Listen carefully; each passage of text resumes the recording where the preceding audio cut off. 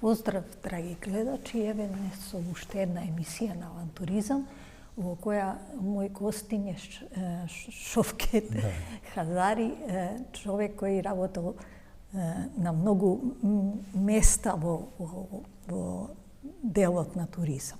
Јас би сакала да ни се представиш на гледачите, да знаат со кого имаме разговор. Фала ти, Гордана. Пред себе поздравувам вас, вашите гледачи и куќата што ми овозможи да се представам и да ги изнесам своите ставови и своите сознанија и искуство од областта на туризмот. Како што знаете, вие сте работеле и порано со мене, ние сме биле со... Да, се познаваме. Да, се познаваме доста во областта на туризмот. Значи, ја од туризмот сум пораснал во туризмот. Као млад сум живеел, преку лето сум работел и во Истра, во Порич, и во западните земји, Германија и така натаму. И завршив едно средно училиште таму за туризам. Такви бија условите во тогашна Југославија, за да можеш да имаш некој ресторан или некој да работиш во областта на туризмот, треба да се има една диплома и така го завршив и тоа Матеја Балота, туристичката школа во Порич. Иако по професија сум професор по филозофија од Филозофскиот факултет во Скопје, таа работа не ја работев. Мислам, не и се придавав на таа Исто работа. како мене, ја завршив архитектура, цел живот се бавам со туризам. После неколку години живење во Порич и во Истра, Порич Фрсар, се префрлив во Швајцарија, кај што работев скоро и живеев скоро 17 години, работев во областта на туризмот во три гранки, три сегменти. Во сегментот на транспорт на випови и форма на транспортирање на луѓе со електрични аута, тогаш што го имаше само тоа место во Европа. И исто така водев еден ресорт или едно од најскапите туристички зимски ресорти во Европа и во светот. После тоа 2005 година се вратив во Македонија и работев во Министерството за економија. Во Министерството за економија бев советник на министерот, шеф на кабинет на министерот и последните 15 години работев као државен советник за туризам и една година као раководител на секторот за туризмот. Значи, од тој практичен дел се преселив во тој policy maker или донесување на закони, подзаконски акти, правилници, мерки. Исто така ја направивме и првата национална стратегија за туризам, како што ви е познато на вас. Вие знаете дека до 2005 Македонија немала ни една студија за туризам. Да. Првите студии се направено или првиот драфт студија е направено од јапанската влада. Ја имам таа прилика да им честитам на нив, да им се захвалам, заблагодарам. Значи првиот драфт што е направен или првиот мастер план за туризмот е де факто 2005. После тоа ја имав таа среќа во Министерството за економија што во 2008 дојдоа нашите драги двајца представници од Германија, кои работевме со нив, работевме заедно, тие беа советници на владата на Северна Република Македонија, што беше Република Македонија, кои беа експерти од туризам и ни помогна доста да ги ставиме, да кажем, првите или таа основата на донесување. Јас се сеќавам дека имаше доста од различити земји и често се состанувавме или ни укажуваа како може да се работи. Мислам дека си вистински соговорник за оваа тема, бидејќи буквално го имаш поминато од најнискиот дел до Министерство за економија во секторот кој едноставно ги воведе некои законитости или начинот на кој правецот по кој треба да се движиме. Па, како што знаете, Гордана, двата пилара или двата столбови на секоја студија или светска стратегија за туризам се првиот е transfer of knowledge или пренос на знаењето, на искуството. И вториот е имплементирање на контемпорални алатки, како ги викаме ние. Значи, IT секторот е многу битен сега, информацијата, комуникацијата и така натаму, и така натаму. Освен овие два фактора, треба да се битен. Приватниот сектор е многу битен. Приватниот сектор е тој кој што вложува. И приватниот сектор секогаш треба да биде партнер и со нив, зашто тие се доаѓаат во сукоп во објективната реалност. Тие секој ден се соочуваат со проблеми во таа област. Да кажем, дали е тоа сместувањето, дали е тоа транспортот во областа на туризмот, дали е тоа гастрономијата, дали е тоа анимирањето на гостите и така натаму. Промоцијата. Да, промоција. И после тоа доаѓаат промоцијата и други работи кои се најбитни. Германскиот парламент или германската влада, мислам, парламентот немен, као секоја година си донесува 2 пати или 3 пати си донесува, го викаат тие Бундесберихт или рапорт или извештај за туризмот. Се сеќавам во првите години пред да имаме стратегијата, имаше една теза таму, вика, туризмот е де факто личната карта на една нација. Да, се сложува. Значи, колку е развиено тоа општество е де факто толку и понапреден туризм. Да. Значи, интенцијата ми или замислата ми е во тоа дека туризмот е една од најблагодетелните гранки. Значи, и најпрофитабилна во иста прилика. Зашто го викам тоа? Поради тоа што со туризмот се занимаваат и вика има една друга италијанска теза која вика сите добри луѓе се занимаваат со туризм. Тука има некои вистини, а французите викаат туризмот е стил на живење. И тука се служува. Значи, туризмот е стварно една работа, една гранка, прекрасна гранка, што на жалост, кај нас е оставена некако на страна. И мислам дека сама од себе се развива. И сега, го немаме се уште, го немаме тоа поврзување, тој чен или зинџир на поврзување на сите чинители на туризмот. Зашто туризмот не е само туризам. Не може да се работи самостојно, мора да е тоа. Туризмот има уште доста други дејности кои се поврзани со туризмот. Значи, точно.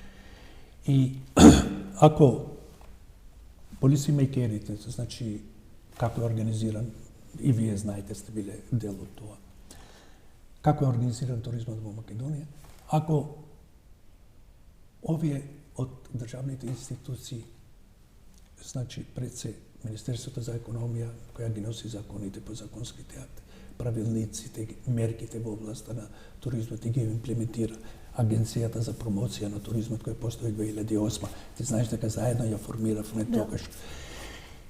Значи, овие две институции и после доаѓаат сите други тела како што се асоциацијата или друштвата или унијата. Значи, асоциацијата ХОТАМ, АТАМ, на транспортери, на хотели, туристичките водичи и така натаму и така натаму. Но пред се целата ова ќе доаѓаме сето ова е направено за една цел, за целта на потрошувачот, значи на граѓанинот, на тој што плаќа данок за да има подобро, да има еден добробит или профитот кој може едноставно да екзистира. Значи, овие три гранки или тој златен триаголник кој ќе почнува да функционира, тоа значи дека имаме услови за развој. Значи, можеме да бидеме конкурентни еднаш тука, зашто се знае дека таа германската изрека Der Gastig ist König, гостинот е крал, додека само после викат, додека се однесува као крал, значи. Зашто секој човек во област, за да оди на одмор, например, тој работи една година или цела година. Тој сака да се одмора. Ако оди во еден ресторан, тој може и дома да јаде. Него сака да биде и виден и да види и сака да ужива. Дефинитивно. Значи тој сите почнувајќи од услугата, од квалитетот на понудата, услугата, третманот, сите тие треба да бидат заедно, да се во една хармонија. И она што јас го велам постојано, треба да има добар сувенир кој ќе ја пренесе приказната. Бидејќи тој кој ќе се враќа дома и кој ќе го стави тој сувенир некаде и го прашуваат од каде што е, почнува неговото раскажување на впечатоците од Македонија и тоа е можност да наведе да дојдат уште нови гости. Таа реклама, најдобрата реклама, викат, е баш ова што викате вие мунт или ова покажувањето на едно искуство, на едно што е доживеено во една област. Например, сите луѓе кои ќе седат викат, јас сум бил тамо и тамо, сум видел ова, сум го гледал ова, сум јадел вака беше и така на. Устната реклама е една од најдобрите алатки. Само денеска имаме и други алатки кои се пософистицирани, значи медиумите, интернетот, социјалните мрежи и така натаму и така натаму. Вие знаете дека само да отворите телевизија по светот, само колку телевизиски куќи се занимаваат само со гастрономија, со кулинарство. Дали со тоа традиционално кулинарство, дали тоа со национално, дали со тоа специфично едно кулинарство. Па имате исто така, имате и во куќи кои се занимаваат само со вино. Да, дефинитивно. Значи, куќи кои се занимаваат само со видот на третманот. Кај нас тука во Северна Македонија немаме ни една телевизиските куќи као да се неми, као да го нема туризмот во овие куќи. Го нема. Мислам дека сме единствена држава која не се посветува со емисии задолжени за туризам, да ја промовираат земјата, да ги кажат можностите. Значи, ако правиме една компарација со регионот, Албанија, Србија има неколку емисии што одат директно за туризам. Директно за туризам. Словенија го има исто така и логото и така натаму има исто. Значи, кај нас некако туризмот е ставен сам да се справи со целата работа. Само туризмот не може да се справи сам ако реалната објективната реалност не е здрава, политичката клима не е здрава. Ако немаме можности да ги донесеме. Например, нас до Скопје, до нашата туристичка, една од најдобрите туристички и најпознати туристички дестинации, во Охрид, на човек му треба со кола 2 сата да оди во Скопје или 2,5 сата. Значи, за да стигнеме до една добра винарија, да кажем, во Демиркапија или во некоја друга, да не именувам винари, значи на нас ни треба исто така. Имаме метеж, немаме транспорт, а единственото транспорт и средства немаме, им се само автобуските линии, а вие знаете во кој ниво се нашите автобуски линии, се само колите. За да немаме добри патишта. Ние сме заостанали со патиштата, со инфраструктурата. Вие знаете дека 2010 заедно работевме на еден проект на транзитен туризам. Ние не можеме да ги задржиме и тие луѓе што поминуваат кај нас, дали од коридорот 8, дали од коридорот 10. Дефинитивно. Ние на тие луѓе треба да им понудиме нешто, не да им ги има земеме. на секој километар по нешто кај што може да го заинтересира, да застане, да купи, да види, да прошета. Ние тоа го немаме сега. Го немаме. Зашто тоа априори треба да биде добро сигнализирано, значи информација да има тоа. Ако нема информацијата, нема да застане. Значи, има доста работа да се направи тука. Нашата реалност во туризмот се донесени некои закони, сме контемплативни, конкурентни во регионот. Владата донесува секоја година по некои мерки. Имаме една стратегија која веќе и поминало рокот, која веќе не е контемпорална, не е контемплативна, не е конкурентна. Треба да се направи нова стратегија. Новата стратегија треба да ги вклучи сите стекхолдери, сите играчи во областта на туризмот. Читав ова последната италијанска стратегија што е направено пред неколку години, сега 2-3 години. Можете да замислите само италијанските порезни обврзници, околу 3,5 милиони овие совети или приметби давале за таа во позитивна насока за таа стратегија. 3 милиони луѓе во Италија кои се направена стратегијата биле вклучени преку една интернет ова платформа. Една работа што мене ми пречи исто, што мислам на еден саем во Љубљана, словенците спроведува и ми кажаа дека е законска обврска да имаме регулатива за лица со посебни потреби. Ако не се лажам, некои 15% од населението е со посебни потреби. Рачунајте дека тие не се сами, него имаат и со нив некој придружник, тоа значи дека некои 30% се луѓе на кои едноставно не им е обезбедено она што е потребно за да нормално си го живеат животот и да нормално може да го искористуваат тој дел на туристички прошетки, на обиколки, на сето тоа. Докаде сме ние со таква регулатива? Според светски стандарди и според универзалните права, тоа значи не треба да се дискриминират. Апсолутно си имаат своји права исто како сите други. Значи, ние сме прошетали низ светот, сме видели, кај нас има закони и подзаконски акти кои го регулираат тоа. Тоа е регулирање за отварање на секој објект, дали тоа е во хотелиерството или гастрономијата.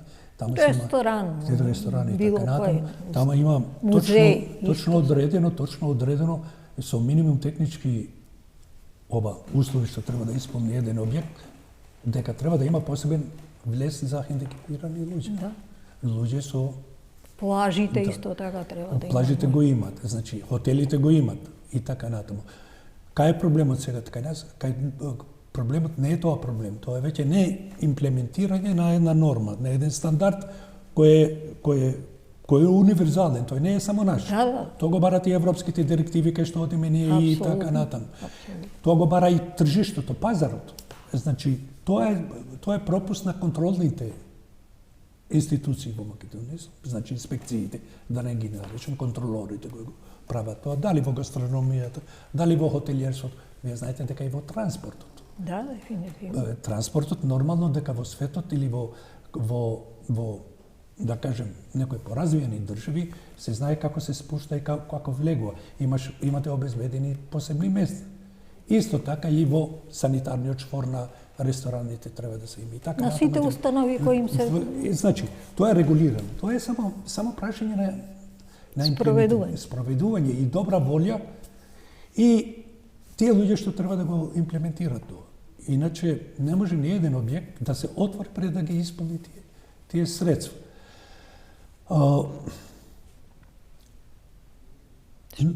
Но со тек на времето, ја мислам дека тоа треба повеќе да го направат контролните институции, значи инспекциите. Јас мислам дека ние со тие контроли многу имаме проблем во однос на било. Јас имав двајца соговорници кои се туристички водичи, кои во суштина, освен во своите организации кои им се, тие немаат регулирано стаж, не се доведени до ситуација дека тоа е работа која им носи утре пензија, него се снаоѓаат на некој друг.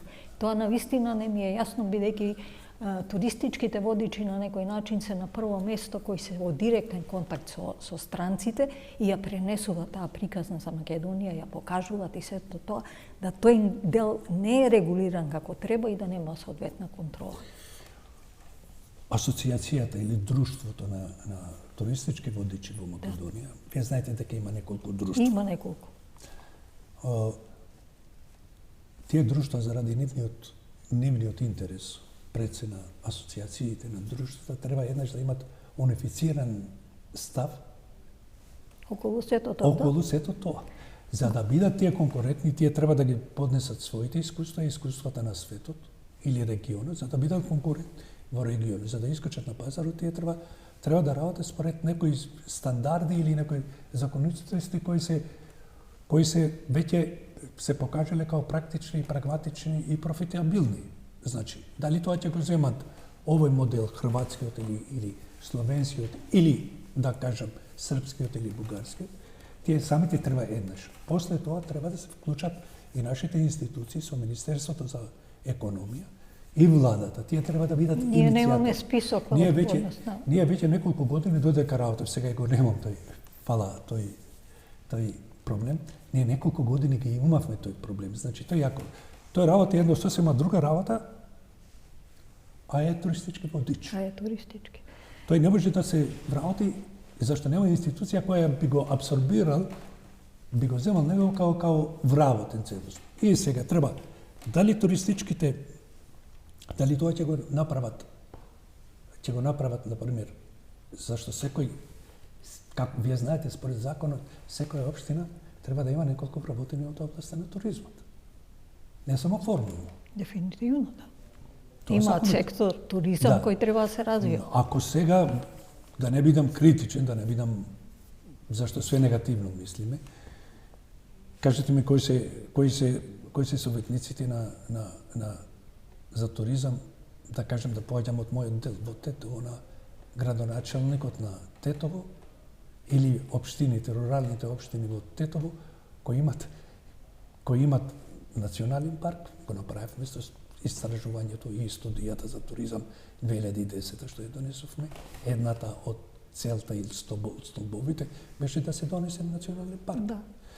Ние знаеме кои се советници за туризам на другите градоначелници од општина, руралните општини, кои се занимаваат со руралниот туризам. Некои општини дури и немаат. И немаат, значи ние имаме Шапка, го имаме националниот парк, го имаме коридорот 8, имаме потенцијали и за летен, и за зимски. И самото Тетово е град кој и за религиозен туризам. Ние имаме 2 објекти, 3 објекта во Тетово кои се во катастрофална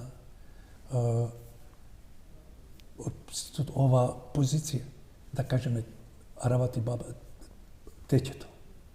Теќето е еден херитидж или едно национално богатство и културно, од културното наследство. Во моје време немаше туристичка тура или не да поминеш таму да не дојдеш во Теќето. Едноставно тоа беше дел од посета која се одвива. Не само Теќето, Шарената џамија. Шарената џамија. Например, имаме такви, да кажем, како се викаат во светот, ги викаат мини туристички дестинации, например,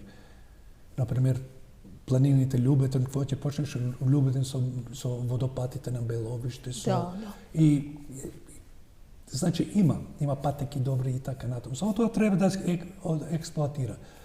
Проблемот е одржливоста, sustainability. Вие знаете така, одржливоста на еден продукт кај нас во областа на туризмот го немаме. Тој варира, тој не е секогаш ист. Не ни е начинот на одржливост, мислам, доволно сегментиран како нешто што општина, министерство, државата едноставно треба да се согледа и дека може само од себе да живее.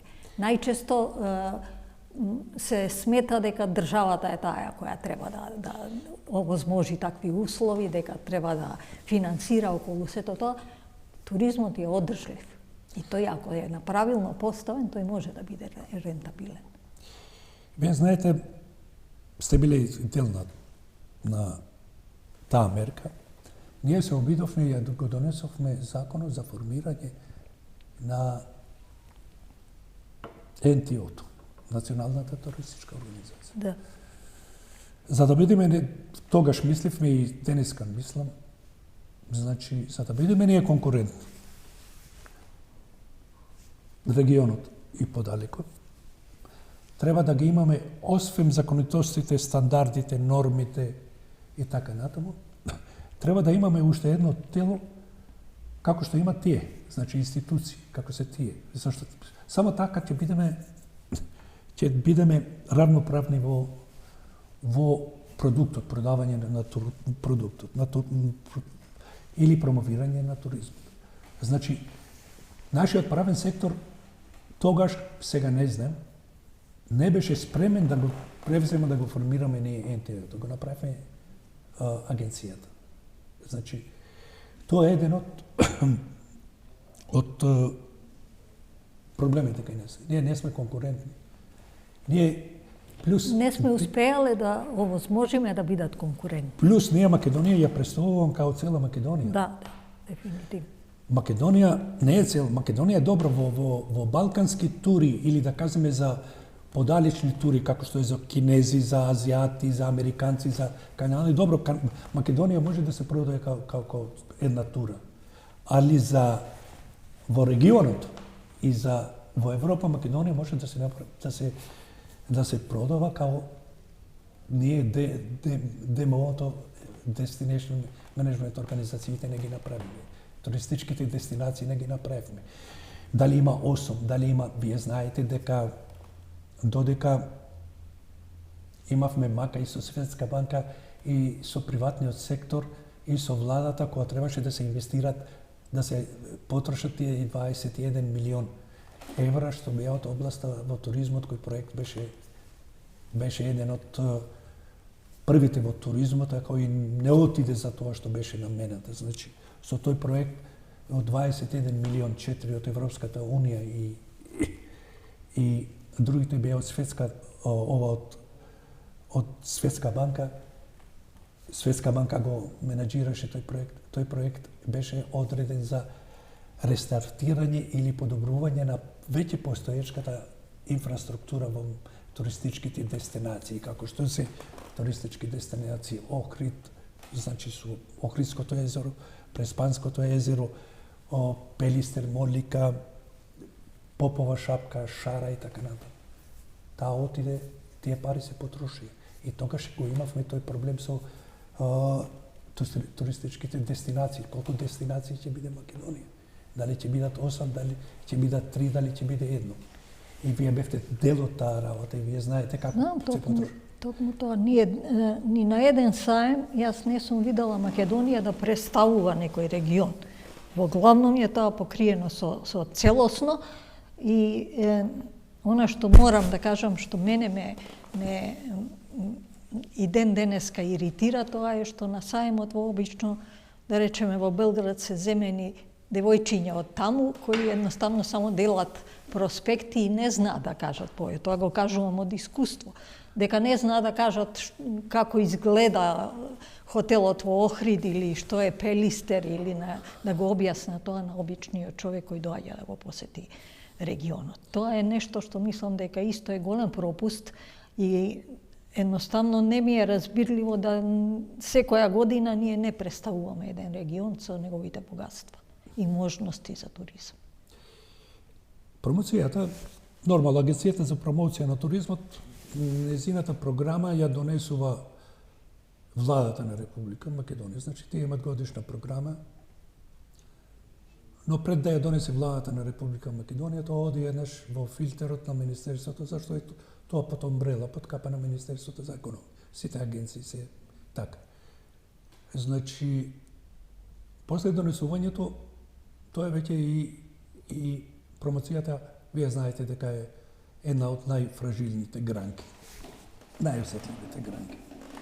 Во промоцијата нема пардони, тока не може да се вика не знаев или не можем. Од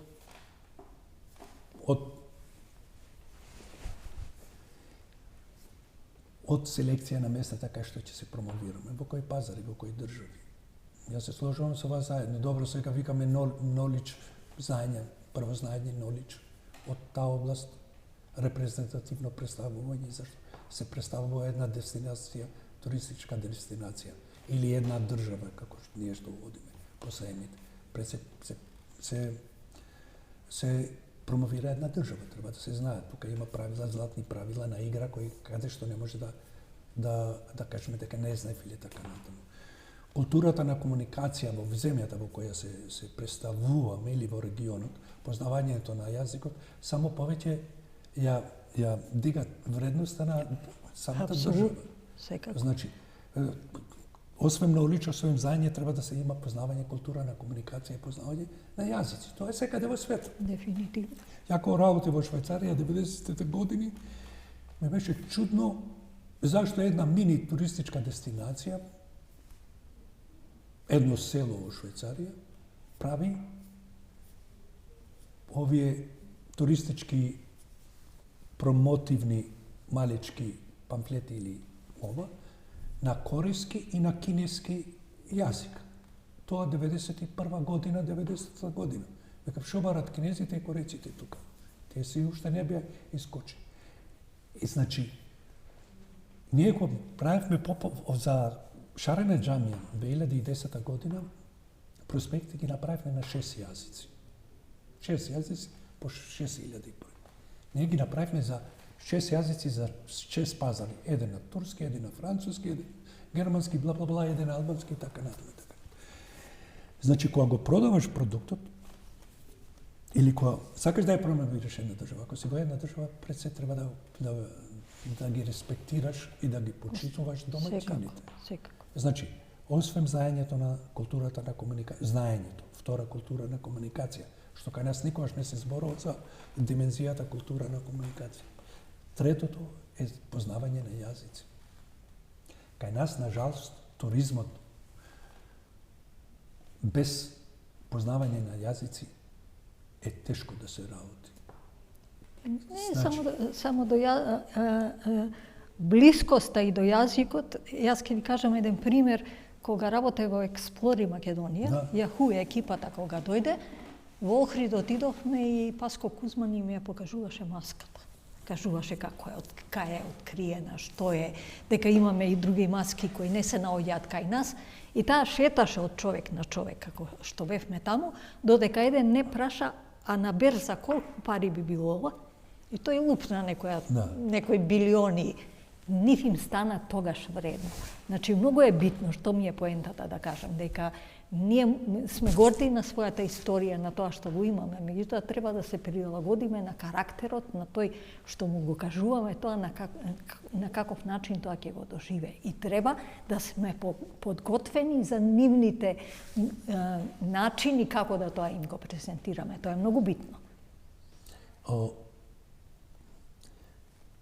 Берза си има други правила на игра. Пазарот, другите пазари си имат други ова.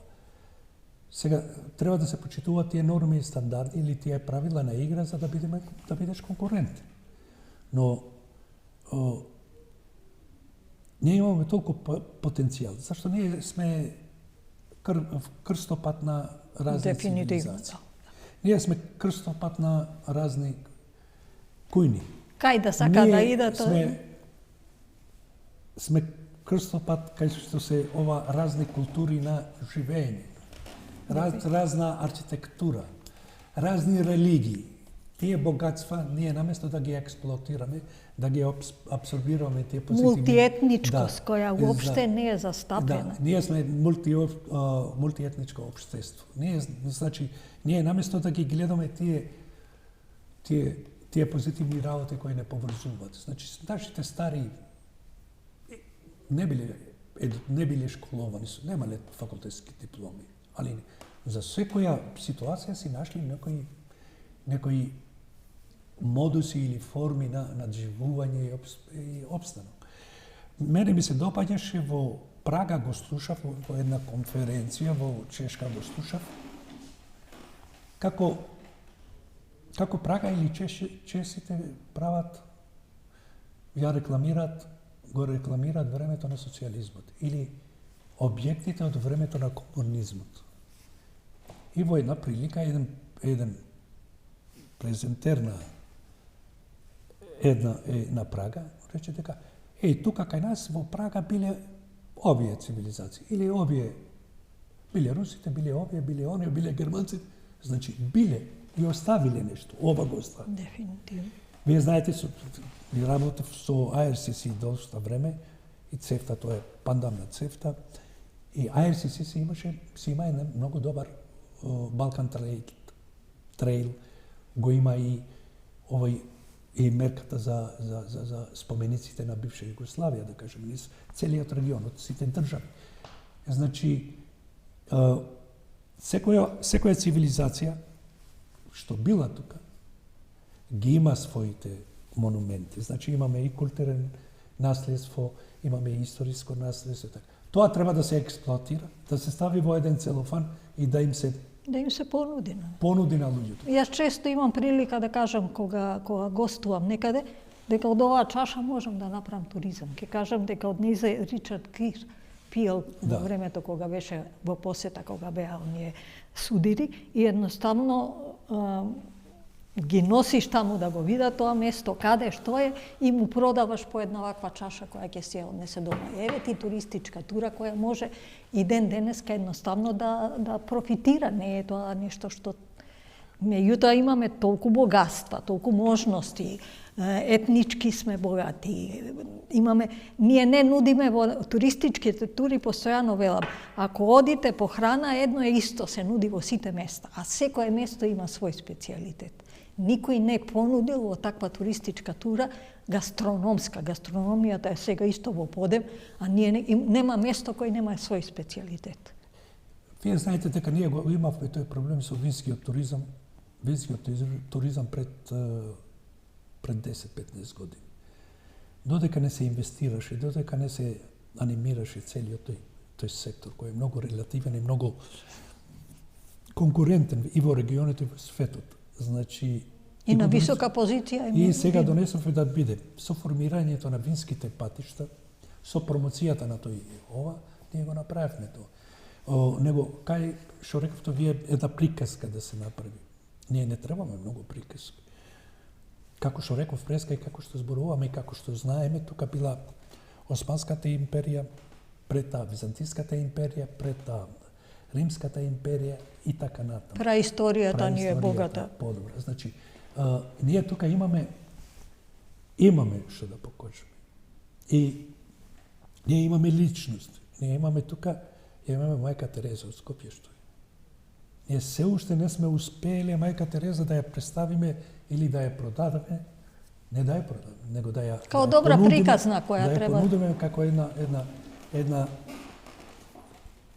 да не биде тоа како наше обелишје. Го имаме тука ова место е местото блиско до Пела и од времето на Александар Големи.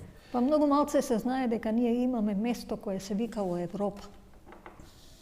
Доволно е само тоа да го направите како туристички повод. Да. Само името. Само името, ништо повеќе. И што направи? Имаме ние ситуација, сега имаме дека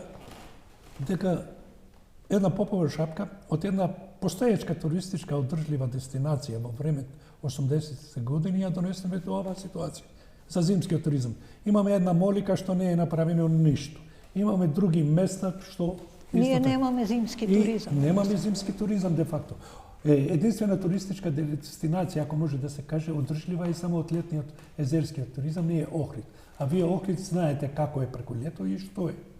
Ние Преспа едноставно е заборавено. Ја нема Преспа веќе, Преспа ја нема. Ние знаете вие дека пред неколку години имавме викенд или викенд туристи од Албанија, Црна Гора, Србија и така натаму, Грција и така натаму. И тие ги изгубивме. Ги изгубивме. Албанците ги изгубивме од Охрид, од Шапка, од све. Грците ги изгубивме. Ние треба да најдеме солуции, ние треба да најдеме... Затоа е тоа министерството, најбитно е министерството за економија од секторот за туризам. Таму треба да има туризмолози, таму треба да има луѓе кои работели во туризмот и работат во туризмот. Зашто тие го донесуваат тие законитости. И плюс тоа треба да се... Ние тежнеме да одеме за Европа. Ние мора нивните директиви да ги имплементираме. Ако ние сме член на Светска туристичка организација при Обединетите нации, која е една од најрелевантните институции во туризмот, ние сме член, а немаме наш представник таму. Немаме ни во нашите... Не само тоа, немаме во нашите програми понуди барем знакче дека сме членки на... Едноставно, мислам дека дефинитивно ние немаме луѓе кои ќе ја изменаџираат Македонија за туризам. Гордана, рибата смрди од глава. Дефинитивно. Се чисти од трапата. Точно. Сега нека ме извинат господата министри што биле, или една министерка. Во моето искуство од 2005 година, компетентни и одговорни за туризмот се пред се министрите. Дефинитивно. Раководат Дефинитивно. таа институција. Ние имаме 10 години, може би не 10 години, али некои добри 7-5 години имаме разни мерки на субвенционирање во област на туризмот. Нели имаме? И во суштина колку дадоа тие резултати? Дали е направена една анализа да се види, чекај, ако мерката за субвенционирање на граѓани со примања до 20.000, што оди уште, 22.000, се прави веќе 5 години или 10 години. Да направиме една свот анализа, да направиме на тоа како се на кого е доделена, колку бенефит има тоа тие што... На кого е доделено? Кои хотели ги добиле тоа? Кои луѓе ги искористили? Или зашто секоја година да биде за луѓе кои примат, или семејства кои примат до 22.000? Србија, уште кога го донесовме ова мерка, Србија за тоа веќе го водеше 2 години. Хрватска го водела порано. И во Србија тоа многу фино, или Хрватска го направи. Тие донесува посебен закон и посебен правилник за таа мерка. Дефинитивно. Зашто ќе се донесе? Ајде да направиме една анализа, да видиме од таа мерка, да кажеме 1.000.000 евра да е, од тој 1.000.000 потрошени граѓански пари од нашите граѓани кои плаќаме порез, да. Кој ги земали? Колку хотели ги земале во Шапка, колку хотели ги земале во Скопје, колку хотели во Тетово, колку хотели во Струга или во Охрид. И колку сме им помогнале на тие што најмногу треба да им помогнеме. Вие знаете дека тоа е јавна тајна со таквите мерки и така натаму. Тука ние им самите со донесување на мерките им дозволуваме на некои луѓе да го злоупотребат.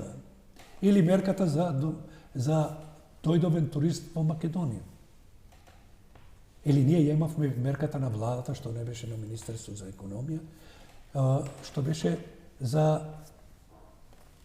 авиокомпаниите. 3 години, 2 пати, 3 пати го доби една иста фирма. Зашто не може други фирми? И има тука и x други работи. Но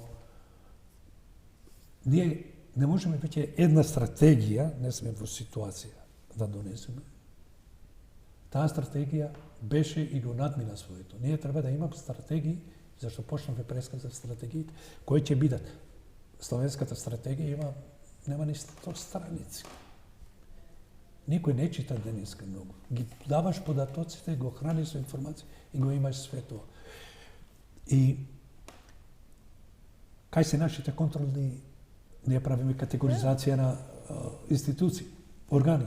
Ние правиме категоризација на зашто приватниот сектор. Зашто е мирен толку приватниот сектор? Хотелиерите, зашто? Кој им прави категоризација на хотелите, Гордана? Ти знаеш и самата. Прави државна комисија, формирана државна комисија од 13 члена. Не сакам да ја увредам, да ги навредам луѓето, зашто тие имат идентитети и се работници. Али, државна комисија од 13 члена која ќе влезе таму. Замислете во комисијата да има член од кабинетот на премиерот или член од комитетот на преседател. Карикирам. Или да има од Министерството за транспорт и врски. Со самото давање на дозволата за МТУ и за работа во ова, што има мојот колега, мојот поранешен колегата. Тука треба приватниот сектор, како што го прави Светска туристичка и разни асоциации во Европа и во светот што прават категоризација. Тие требат експерти, тие точно треба да мерат как тој производ, хотелот, дали ги исполнува, кои елементарни работи треба да ги исполни. Комисијата за категоризација на ресторани исто така. И други комисии. За жал, Шовкет, ние сме при крај со емисијата. Треба изгледа уште еден разговор за да направиме. Тематиката е голема, има многу проблеми кои треба да се наведат и мене ми е драго да дојдеме во ситуација да уопште зборуваме за тоа. Мислам дека едноставно за ова не се ни зборува. Гордана, фала ти за повикот. Ја имам сега доста време. Тази сум пензиониран. Јас сум одраснал, пораснал, јас сум се формирал со ова со ова тематика, со ова дејност. Сите убави работи во животот што сум ги направил, скоро 80% се поврзани со туризмот. Неколку пати сум имал и своји ресторани и тука и во Хрватска и во Германија сум работил и така натаму. Значи, ова е благодетна работа. Со ова треба посериозно да се занимавам, а пред се фала за почитот што ја покажав.